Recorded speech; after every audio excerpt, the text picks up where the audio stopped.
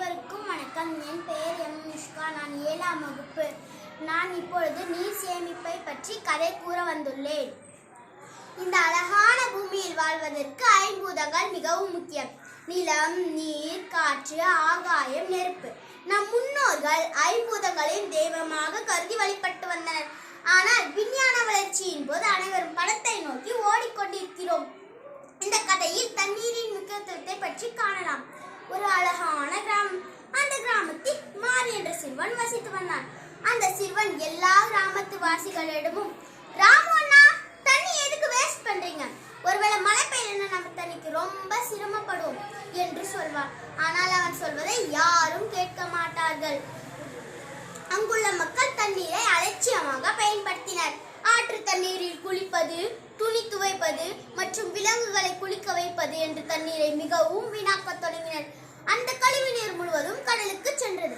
ஆனால் மாறி மழை வரும்போதெல்லாம் தண்ணீர் சேமிப்பு தொட்டி, கிணறு என்று சேகரிக்க ஆரம்பித்தார்.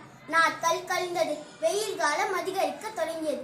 பச்சை பசேல் என்று இருந்த கிராமம் பாலைவனம் போல் காட்சியளித்தது.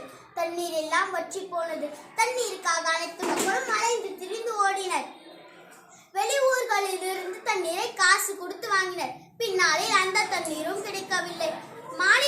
மாரி வீட்டிற்கு சென்று தண்ணீரை வாங்கி உபயோகிக்க ஆரம்பித்தனர்.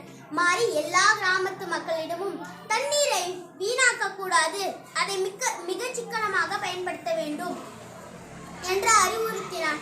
அதனால் அனைத்து மக்களும் தான் செய்த தவறை உணர்ந்து தண்ணீரை தெய்வமாக கருதி வழிபட்டனர். பின்பு ஒரு சில நொடிகளில் மழை பெய்தது.